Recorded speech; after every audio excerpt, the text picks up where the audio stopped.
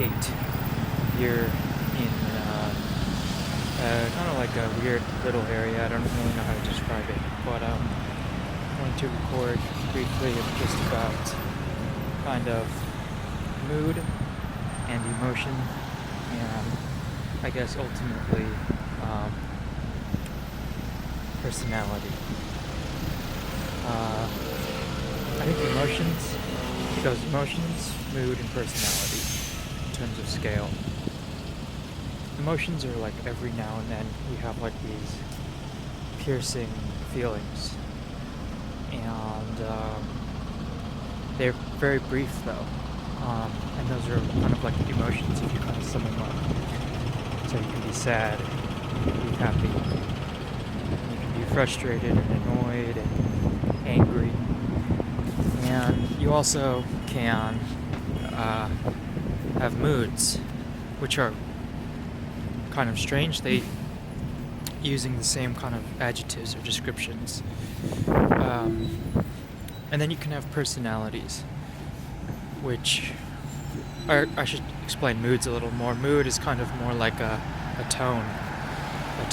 So if you imagine a camera and you mess with the tones, it's kind of like it changes the overall hue and maybe kind of color of the picture. And I think that's kind of how a mood works. If you're in a good mood, everything is bright and sunny. If you're in a bad mood, everything is kind of dark and grim. And then lastly, you have personality. And these are kind of a little bit more fixed, a little bit more static compared to mood or emotions. And I think with personalities, a lot of us tend to not emphasize enough how kind of important they are, because you take them for granted. Just like in the past how we've discussed a lot of other things like that, how the more you are exposed to things, the less importance they have, even if they should warrant extreme importance. And it's quite a strange phenomenon, of course, but it's also a very true one, that we can see the road laid in front of us and we can completely ignore it. The path is there, but it's impossible to see clearly for some reason or another. The reason I bring up kind of mood and that kind of stuff at the moment is that I said that I've kind of shifted my philosophy, or kind of my point of view, to kind of looking for work, which I've been doing the last week or so now, little under a week, and it's a fascinating thing to see how much that sort of change in mindset affects me as a person. Immediately, it basically just kind of makes me feel